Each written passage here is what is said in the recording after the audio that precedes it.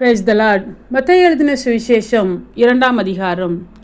ஏரோது ராஜாவின் நாட்களில் யூதேயாவில் உள்ள பெத்லகேமிலே இயேசு பிறந்தபொழுது கிழக்கிலிருந்து சாஸ்திரிகள் எருசலேமுக்கு வந்து, யூதருக்கு ராஜாவாக பிறந்திருக்கிறவர் எங்கே? கிழக்கிலே அவருடைய நட்சத்திரத்தை கண்டு அவரை பணிந்து கொள்ள வந்தோம் என்றார்கள். ஏரோது ராஜா அதை கேட்டபொழுது அவனும் அவனோடு கூட எருசலேம் நகரத்தார் அனைவரும் கலங்கினார்கள். அவன் பிரதான ஆசாரியர், ஜனத்தின் வேதபாரகர் எல்லாரையும் கூடி வர செய்து, கிறிஸ்துவானவர் எங்கே பிறப்பார் என்று அவர்களிடத்தில் விசாரித்தான். அதற்கு அவர்கள், யூதேயாவில் உள்ள பெத்லகேமிலே பிறப்பார். அதேனென்றால், யூதேயா தேசத்திலுள்ள பெத்லகேமே, யூதாவின் பிரபுக்களில் நீ சிறியதல்ல. என் ஜனமாகிய இஸ்ரவேலை ஆளும் பிரபு உன்னிடத்திலிருந்து புறப்படுவார் என்று தீர்க்கதரிசியினால் எழுதப்பட்டிருக்கிறது என்றார்கள். அப்பொழுது ஏரோது சாஸ்திரிகளை இரகசியமாய் அழைத்து நட்சத்திரம் காணப்பட்ட காலத்தை குறித்து அவர்களிடத்தில் திட்டமாய் விசாரித்து, நீங்கள் போய் பிள்ளையை குறித்து திட்டமாய் விசாரியுங்கள்.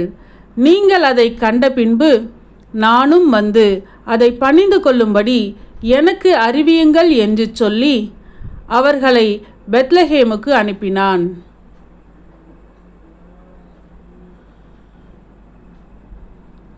ராஜா சொன்னதை அவர்கள் கேட்டு போகையில், இதோ அவர்கள் கிழக்கிலே கண்ட நட்சத்திரம் பிள்ளை இருந்த ஸ்தலத்திற்கு மேல் வந்து நிற்கும் வரைக்கும் அவர்களுக்கு முன் சென்றது. அவர்கள் அந்த நட்சத்திரத்தை கண்டபோது மிகுந்த ஆனந்த சந்தோஷம் அடைந்தார்கள்.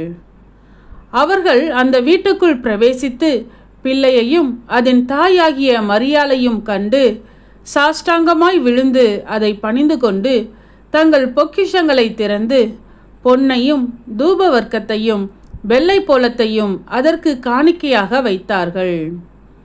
பின்பு அவர்கள் ஏரோதினிடத்திற்கு திரும்பி போக வேண்டாம் என்று சொப்பனத்தில் தேவனால் எச்சரிக்கப்பட்டு வேறு வழியாய் தங்கள் தேசத்திற்கு திரும்பி போனார்கள். அவர்கள் போன பின்பு கர்த்தருடைய தூதன் சொப்பனத்தில் யோசேப்புக்கு காணப்பட்டு, ஏரோது பிள்ளையை கொலை செய்ய தேடுவான்.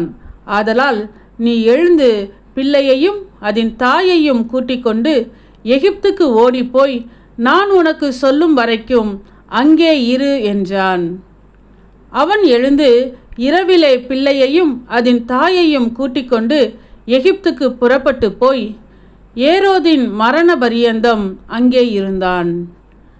எகிப்திலிருந்து என்னுடைய குமாரனை வரவழைத்தேன் என்று தீர்க்கதரிசியின் மூலமாய் கர்த்தரால் உரைக்கப்பட்டது நிறைவேறும்படி இப்படி நடந்தது.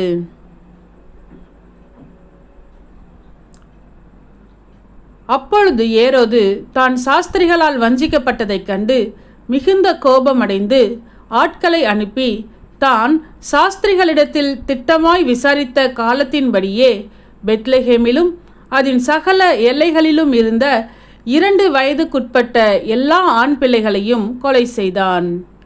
புலம்பலும் அழுகையும் மிகுந்த துக்கம் கொண்டாடலும் ஆகிய கூக்குரல் ராமாவிலே கேட்கப்பட்டது.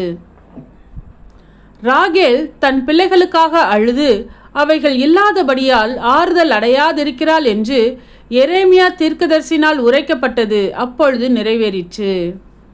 ஏரோது இறந்த பின்பு கர்த்தருடைய தூதன் எகிப்திலே யோசேப்புக்கு சொப்பனத்தில் காணப்பட்டு, நீ எழுந்து பிள்ளையையும் அதன் தாயையும் கூட்டிக் கொண்டு இஸ்ரவேல் தேசத்துக்கு போ.